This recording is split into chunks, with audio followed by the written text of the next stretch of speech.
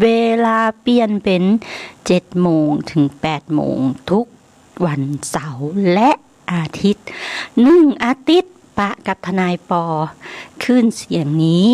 2 ครั้งนะเจ้า7 โมงถึง8 โมงเสาร์และอาทิตย์นะเจ้าวิธีการปฏิบัติตัวโรคโควิด -19 อย่าลืมนะเจ้าล้างมือนะเจ้าใส่แมสก่อนออกจากบ้านในเรื่องของชีวิตประจำวันของคนเฮานี่นะเจ้าทนายปออยากเจิญจวนนะเจ้าหมู่เฮา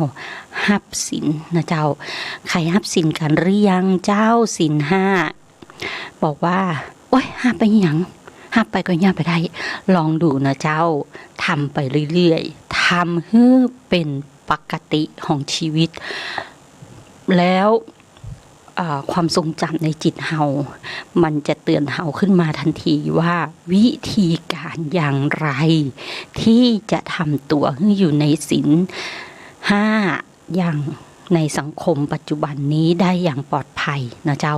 ถ้าท่านอยู่ในศีล5ท่านจะปลอดภัยทุกโรคนะเจ้า1โรคทางจิตนะเจ้าโรคทางสังคมนะเจ้าโรคทางการงานทุกชนิดแม้แต่โควิดก็ยังทำมาได้นะเจ้าเพราะว่าเทวดาท่านคุ้มครองนะเจ้าแม้ทนายปอเทวดาจะมีที่ไหนในชีวิตในโลกความเป็นจริงมันไม่มีเลยฉันยังไม่เคยปะยังบ่เคยเจอ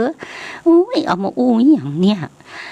ลองดูนะเจ้าปัจจัตตังนะเจ้าเทวดามีทั้งฝ่ายดีฝ่ายร้าย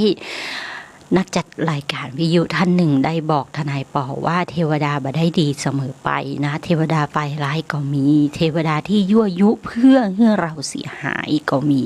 เพราะฉะนั้นถ้าเรามีศีลอยู่ในจิตนะเจ้าเทวดาตนไหนที่บ่ดีก็ทำอย่างบ่ได้นะเจ้าแม้ว่าจะเกิดเหตุการณ์ไฟไหม้ก็ดับตันนะเจ้าแม้ว่าจะเกิดอุบัติเหตุก็เกิดการรอดตายอย่างปาฏิหาริย์นะเจ้าเพราะฉะนั้นตรงนี้ทนายปอจึงอยากให้ทุกท่านพบเจอกับสิ่งมหัศจรรย์เหล่านี้ด้วยตัวของท่านเองเป็นปัจจตังนะเจ้าปฏิบัติด้วยตนเองอยู่กับบ้านสมถะกรรมฐานให้ปลอดภัยจากโรคโควิดนะเจ้าเพราะตอนนี้ไปปฏิบัติที่สำนักไหนมาได้แล้วนะเจ้าอันตรายสำนักชีตี้สักกะแปงเปิ้นเกาะติดกันไปแล้วนะเจ้า10 กว่าคนนะเจ้าแล้วโรงเรียนเด็กเล็กก็ติดกันไปก็คุณหมอเปิ้นก็ไปตั้งโรงพยาบาลเด็กเล็กเลยนะเจ้าที่รักษาชั่วคราวสำหรับเด็กเล็กตรงนั้นนะเจ้าเพราะฉะนั้นตรงนี้ทนายปอก็เลยวอนผู้ศรัทธาทั้งหลายนะเจ้ารักตัวรักตนอย่าเพ่นพ่านนะเจ้าอยู่กับบ้านนะเจ้าแล้วก็บ่ต้องไปวัดนะเจ้าเพียงแต่อาจจะโทรสั่งแก๊ปก็ได้นะเจ้าไปถวายแล้วก็ขอให้แก๊ปเอามือถือให้ตุ้เจ้าปั่นปอนผ่านไลน์ผ่านเพจ Facebook อย่างทั้งหลายนะเจ้าอินสตาแกรมนี่เนาะเพจ Facebook นะเจ้าไลน์นะเจ้าตรงนี้คิดถึงวัดก็อดทนเอานะเจ้า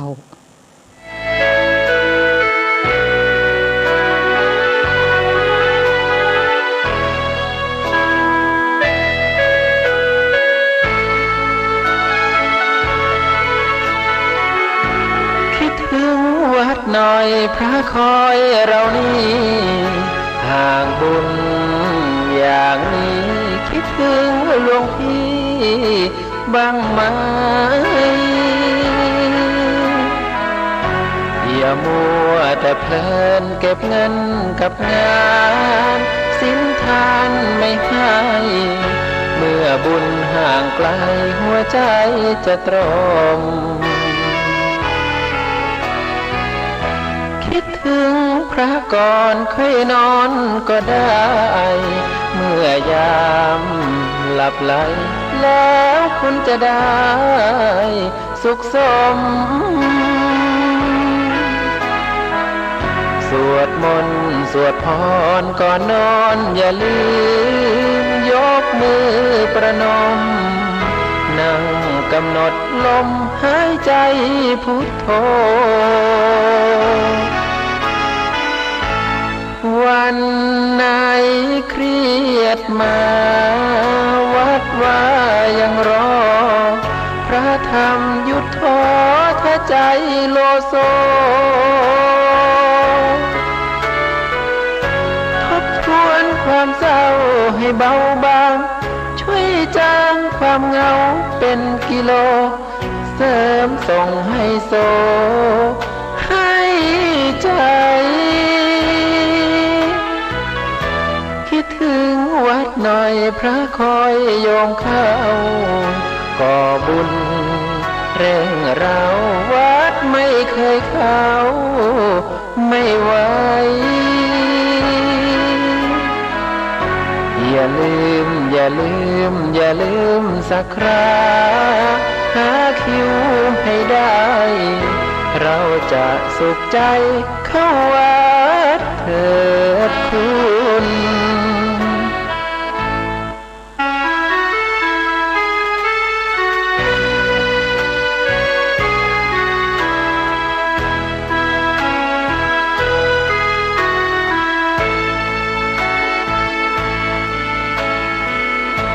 คิดถึงวัดหน่อยพระคอยโยมเข้าก่อบุญเร่งเราวัดไม่เคยเข้าไม่ไหวอย่าลืมอย่าลืมอย่าลืมสักคราหาคิวให้ได้เราจะสุขใจเข้าวั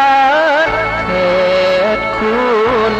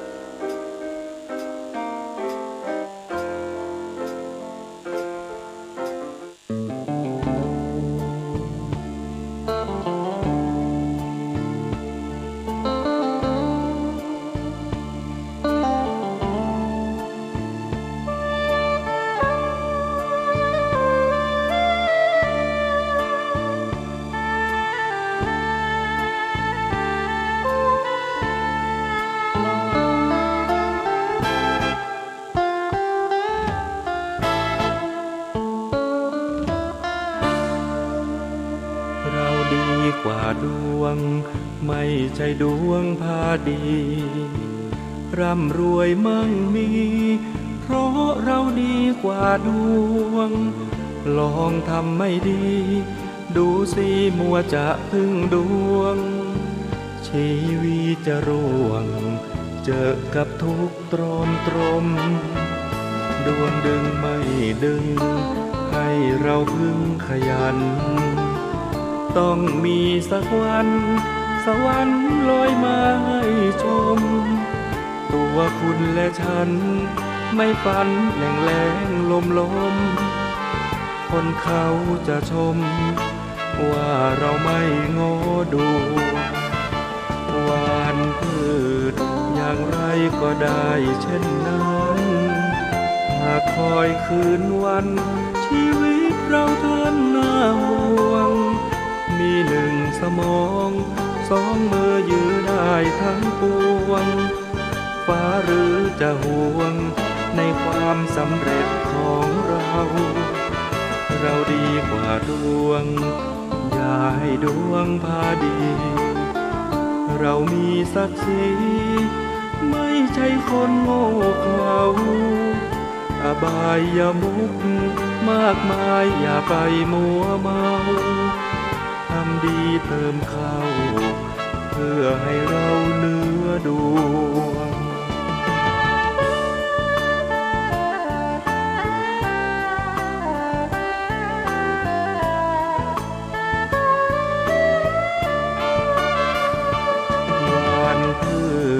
อย่างไรก็ได้เช่นนั้น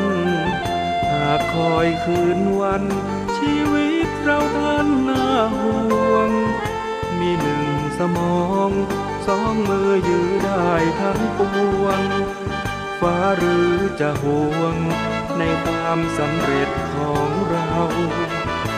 าดีกว่าดวงอย่าให้ดวงพาดีเรามีศักดิ์ศรีไม่ใช่คนโง่เขลาอบายอย่ามุกมากมายอย่าไปมัวเมาทำดีเติมเข้าเพื่อให้เราเหนือดวง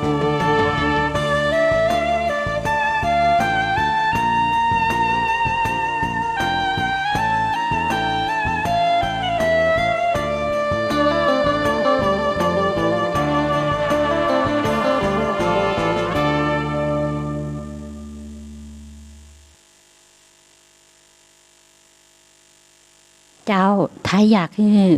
เรามีดีกว่าดวงที่มีในปัจจุบันนี้นะเจ้าโรคร้ายระบาดกัน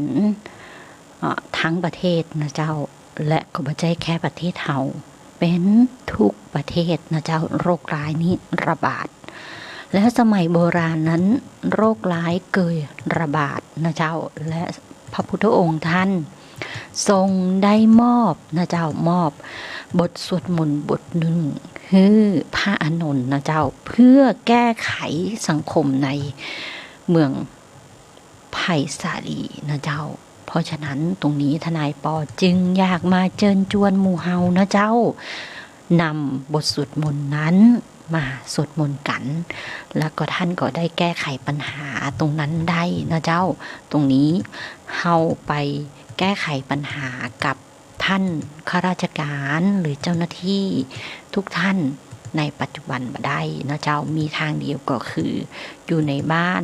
รักตัวนะเจ้ามาเพิ่มภาระให้สังคมนะเจ้าเมื่ออยู่ในบ้านสิ่งจำเป็นก็คือการรักษาจิตใจของตัวเก่านะเจ้าจิตของเฮานี้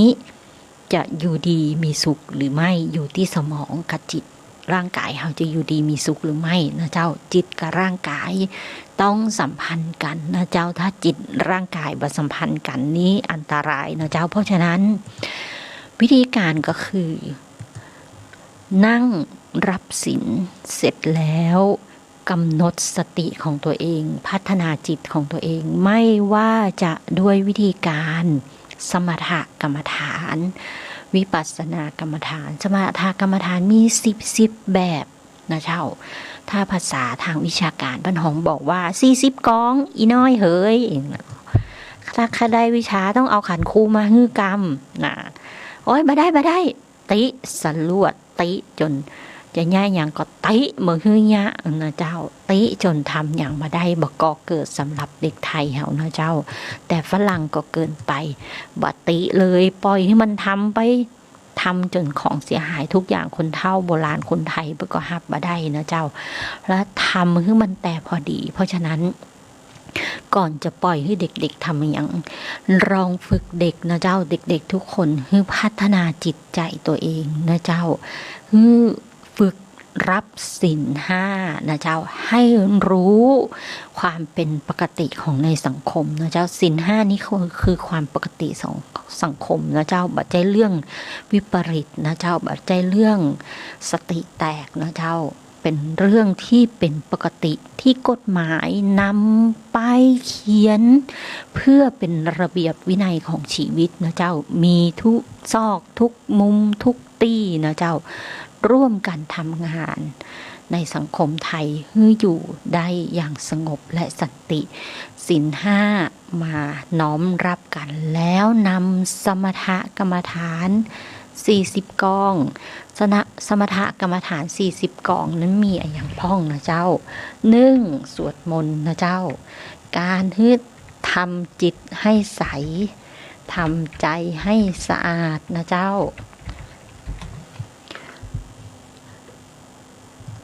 ทำจิตให้ใสทำใจให้สะอาด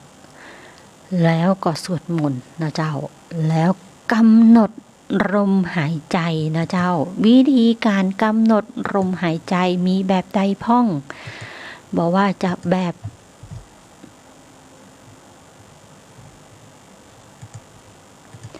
ลมหายใจเข้ารู้ลมหายใจออกรู้นะเจ้าเหมือนแม่ชีท่านหนึ่งที่กรุงเทพที่ดังๆชื่ออย่างนะทนายปอจำมาได้เป็นแฟนคลับท่านนะเจ้าเปิดเพลงท่านฟังเป็นประจำนะเจ้าแล้วก็กำหนดลมหายใจเข้ารู้ลมหายใจออกรู้แล้วจะรู้ได้อย่างไรนะเจ้ารู้ไปรู้มารู้เข้าหนึ่งรู้ออกหนึ่งรู้เข้าสองรู้ออกสอง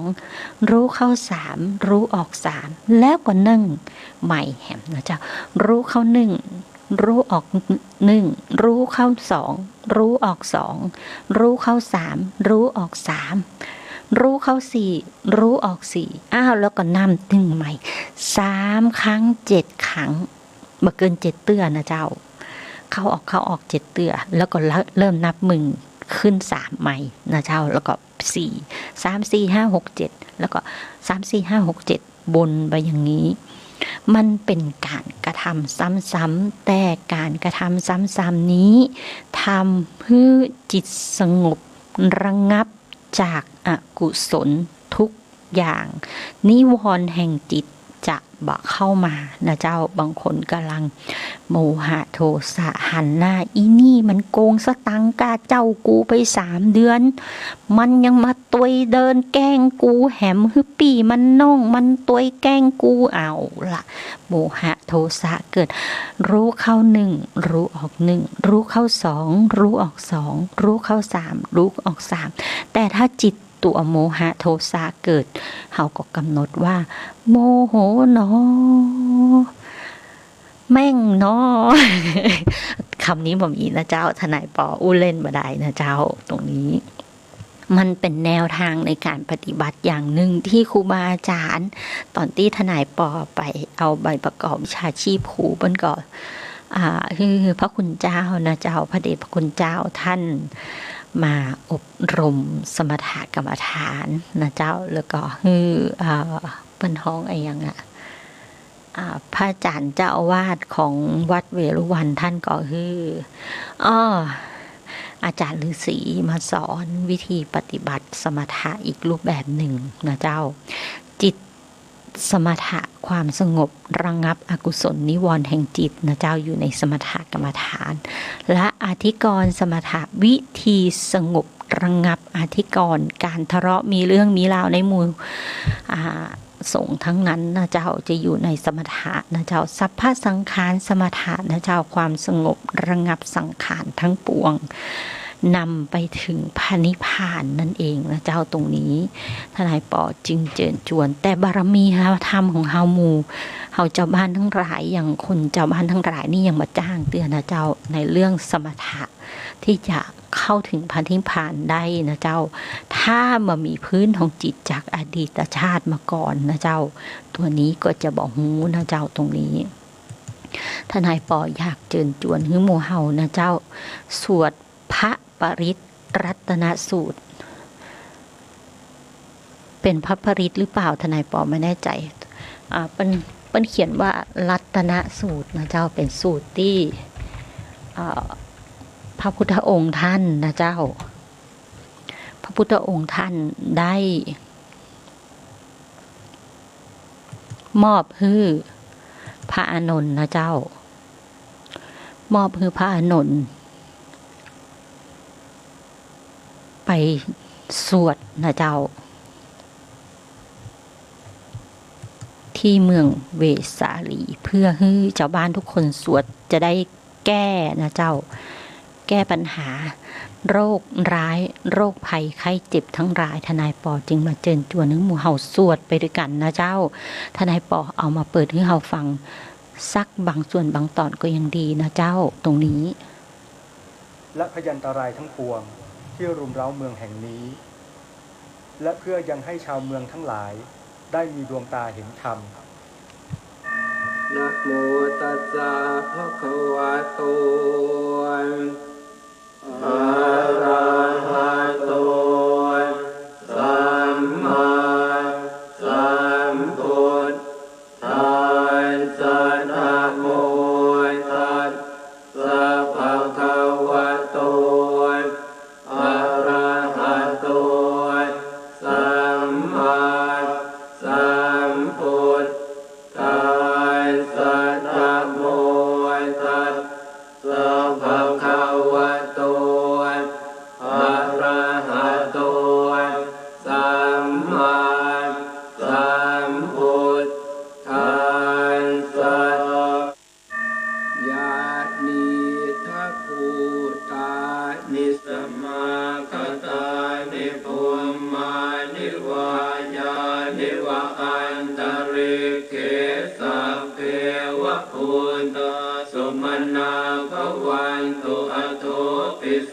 กัจจสุนันตุภาสิตังตัสมาหิภูตานิสาเมทัสสะเพเมตังกโรธรรมานุสิยาปัจจายทิวาจารัตโตจะหารันติเยภะเลงตัสมาหิเนรังคตะอัปปมัตตายังกินจิวิตตังอิตวาอุรังวาสังเคสุวายังรัตนังปณิตังนันโนสัมมังอาติตถาคเตนะอิทังกิพุทเทรัตนังปณิตังเอเตนะสัจเจนะสุวัตติโหตุขยังวิราคังอมตังปณิตังยถาจักขสักกยมุนีสมาหิโตนะเต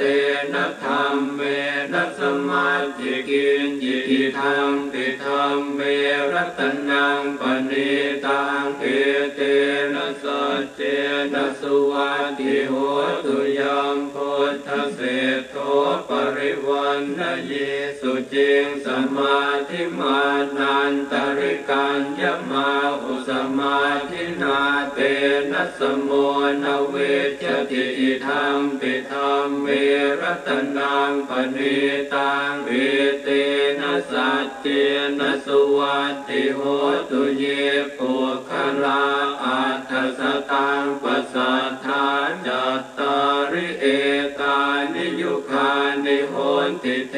ทักขินายยาสุขตัสสะสาวกาเอเตสุตินานิมหา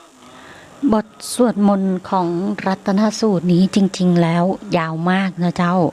ถ้าอย่างใดเรียนเชิญทุกท่านเปิดฟังนะเจ้าทุกคนมีมือถือนะเจ้าและมือถือมีอินเทอร์เน็ตเข้าไปที่ YouTube แล้วพิมพ์คำว่ารัตนสูตรนะเจ้าเปิดฟังก่อนนอนทุกวันนะเจ้าบ้านก็หาบทสวดมนต์รัตนสูตรนี้มาเปิดสวดพร้อมกับ YouTube ก่อนนอนทุกวันนะเจ้าและจะช่วยได้เยอะเลยแต่ว่าทนายปอทำวัดเย็นนะเจ้าร่วมทำวัดเย็นกับวัดของบวรวิหารนะเจ้าแม่ตาบารมีพระเดชพระคุณท่านนะเจ้าได้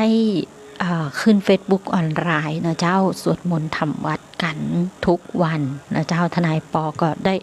ร่วมสวดมนต์ในเรื่องของรัตนสูตรด้วยนะเจ้าแต่ว่าช่วงหลังนี้จะเป็นสติปัฏฐานนะเจ้าวิธีการสวดมนต์สติปัฏฐานเมื่อวานนี้ก็อีกเรื่องหนึ่งนะเจ้าทนายปอก็เลยอยากเรียนเชิญหมู่เฮานะเจ้าเป็นเรื่องมหัศจรรย์ในจิตจริงๆนะเจ้าตรงนี้ต้องเจอกับตนเองนะเจ้าแต่ว่าตอนนี้นะเจ้าเฮาต้องให้ความร่วมมือกับผู้บริหาร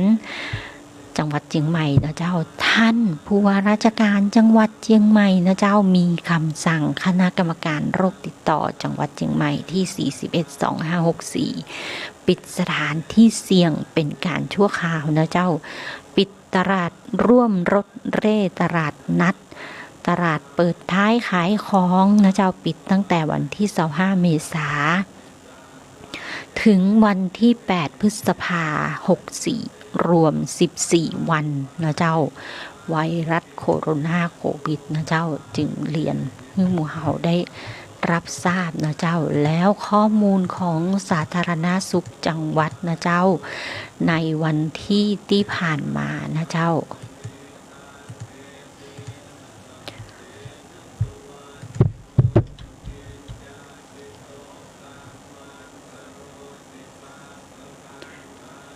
รอบเดือนเมษายน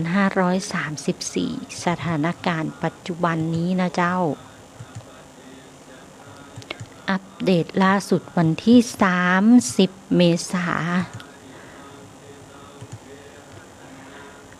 ผู้ป่วยติดเชื้อ 3,575 คนแล้วก็มีเพิ่มเมื่อวานนี้นะเจ้า59รายผู้ป่วยติดเชื้อรักษาหาย 1,766 รายผู้ป่วยติดเชื้อที่ยังคงค้างอยู่ในโรงพยาบาล 1,807 รายแล้วก็มีเหตุเสียชีวิต2รายนะเจ้า ผู้ป่วยแยกตามอาการนะเจ้า1,387นะเจ้า255อยู่ในเกณฑ์แล้วก็76 13ก็1,387นี่คือสีเขียวเริ่มปลอดภัยนะเจ้าผู้ติดเชื้อที่ไม่มีอาการนะเจ้าพักอยู่ในโรงพยาบาล1,387 รายนะเจ้าผู้ป่วยที่มีอาการน้อย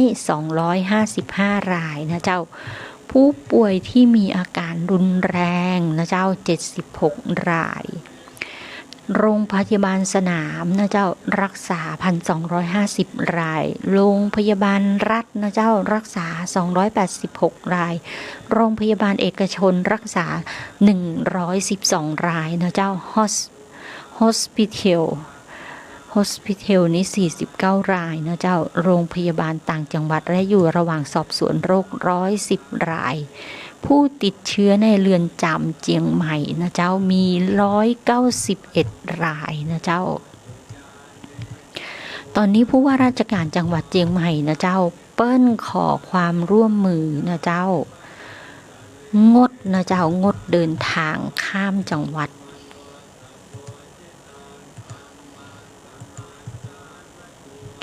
ชะลอนะเจ้าชะลอหรืองดการเดินทางออกนอกจังหวัดเชียงใหม่โดยบ่มีเหตุจำเป็นแล้วก็เฮื่อการภายในบ้านนะเจ้า Work from home ขอหน่วยงานของรัฐและเอกชนดำเนินการขั้นสูงสุดคือ Work from home นะเจ้าตั้งแต่วันที่30ร้านก๋วยเตี๋ยวต่างๆนะเจ้าฮื้อปิดแล้วก็บ่ใช่ฮื้อปิดเพิ่นบอกว่าบ่มีการนั่งในร้านนะเจ้ามีเหตุจำเป็นได้บ่เกิน20คนถ้ามีงานนะเจ้างานที่จำเป็นอยู่ในงานได้บ่เกิน20คนนะเจ้าแล้วก็ต้องจัดระเบียบระยะห่างกันเพื่อเป็นการยกระดับความป้องกันโรคทั้งจังหวัดโดยความร่วมมือของชาวบ้านช่วยลดจำนวนผู้ติดเชื้อลงให้เร็วที่สุดนะเจ้าเพิ่นก็บอกว่ามือมิติเห็นชอบให้ชาวบ้านในเชียงใหม่1คือความร่วมมือกับจังหวัดชะลอหรืองดการเดินทางหรือภูมิลำเนาของตนเองโดยบ่จำเป็นนะเจ้าบ่ต้องออกไปไหนนะเจ้าบ่ต้องกลับบ้านเตื้อถ้าบ้านอยู่ในจังหวัดอื่นก็ของบรรยากาศที่บ้าน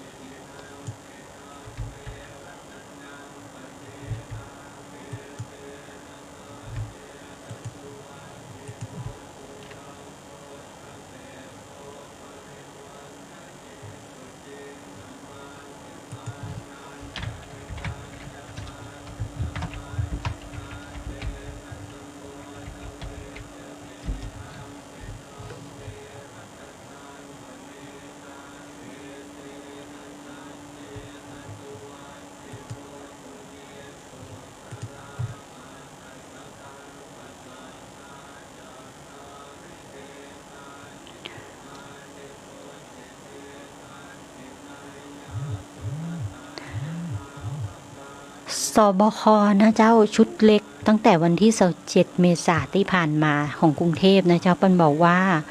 คัดกรองคนที่เดินทางเข้าประเทศตามที่กระทรวงสาธารณสุขเสนอต้องเดินทางเข้าไทยต้องมีการกักตัว14วันมีผลตั้งแต่วันที่1พฤษภาคม2564นะเจ้าสำหรับการเดินทางเข้าอินเดียมีเพียงคนไทยในอินเดียที่ผ่านขั้นตอนการขอเดินทางกลับประเทศตามที่กระทรวงต่างประเทศเปิ้นกำหนดนะเจ้าและเดือนเมษายนนี้มามีเที่ยวบินจากอินเดียมาไทยแล้วนะเจ้าตรงนี้ก็นำเรียนให้หมู่เฮาได้รับทราบนะเจ้า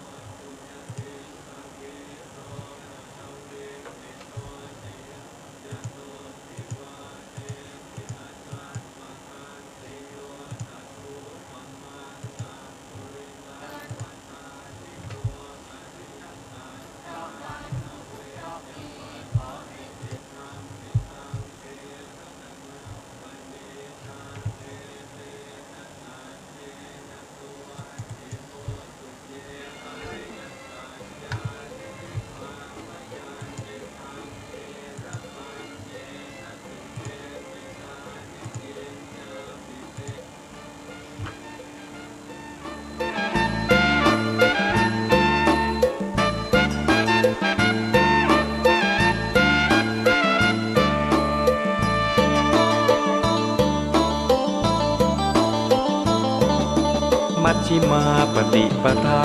พระองค์ตรัสว่าเป็นทางสายกลาง8 ข้อชี้บอกแนวทางเดินตามสายกลางสว่างแจ่มใสเจริญสัมมาทิฏฐิข้อหนึ่งนี้ให้จำขึ้นใจ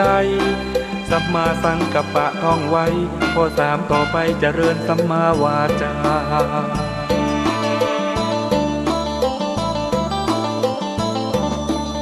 ข้อ4สัมมากัมมันตะจำให้ดีนะแสงส่องนำปัญญา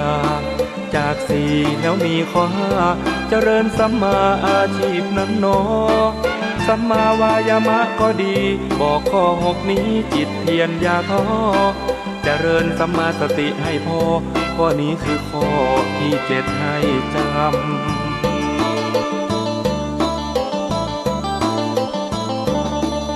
เจริญสัมมาสมาธิ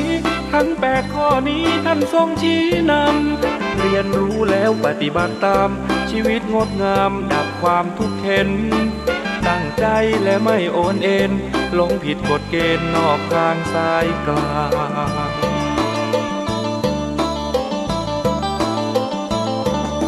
มัชฌิมาปฏิปทาพระธรรมล้ำค่าไม่มีจืดจาง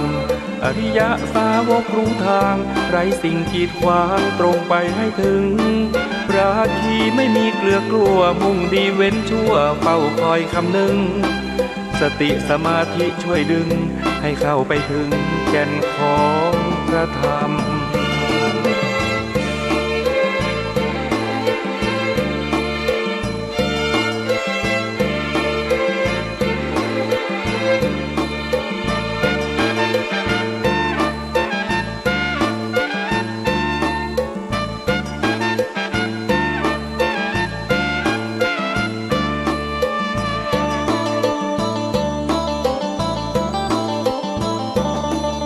เจริญสัมมาสมาธิทั้ง8 ข้อนี้ท่านทรงชี้นำเรียนรู้แล้วปฏิบัติตามชีวิตงดงามดับความทุกข์เข็ญตั้งใจและไม่โอนเอ็นหลงผิดกฎเกณฑ์นอกทางสายกลาง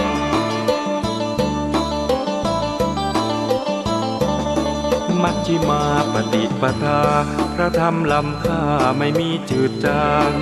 อริยสาวกรู้ทางไร้สิ่งกีดขวางตรงไปให้ถึงราคีไม่มีเกลือกลัวมุ่งดีเว้นชั่วเฝ้าคอยคำนึงสติสมาธิช่วยดึงให้เข้าไปถึงแก่นของพระธรรม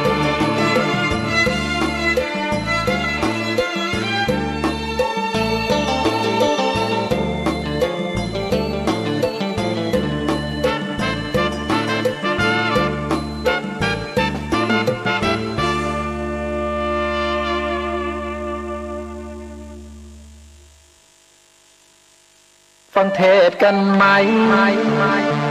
ถ้าฟังก็ตั้งใจคนฟังเทศแล้วสบายขอเพียงอย่าให้ใจหลับ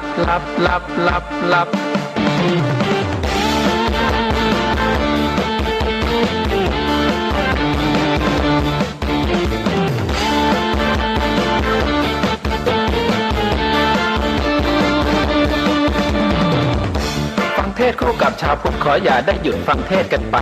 เทศเดียวเทศคู่เทศแจงเทศแบบแรงๆเบาๆก็ได้ฟังเทศหน้าเบื่อตรงไหนฟังเทศหน้าเบื่อตรงไหนรีบปลุกหัวใจอย่าปล่อยให้ใจหลับ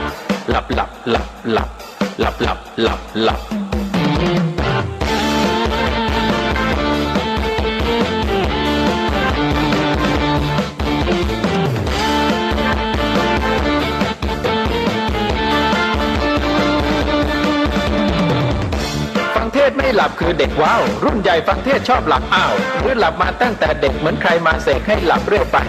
ธรรมะของดีทั้งนั้นไม่สนใจการแถมสะบัดก้นใส่อย่ารอนอนฟังวันตายอย่ารอนอนฟังวันตายหากฟังเทศครั้งใดขอจะได้เผลอหลับ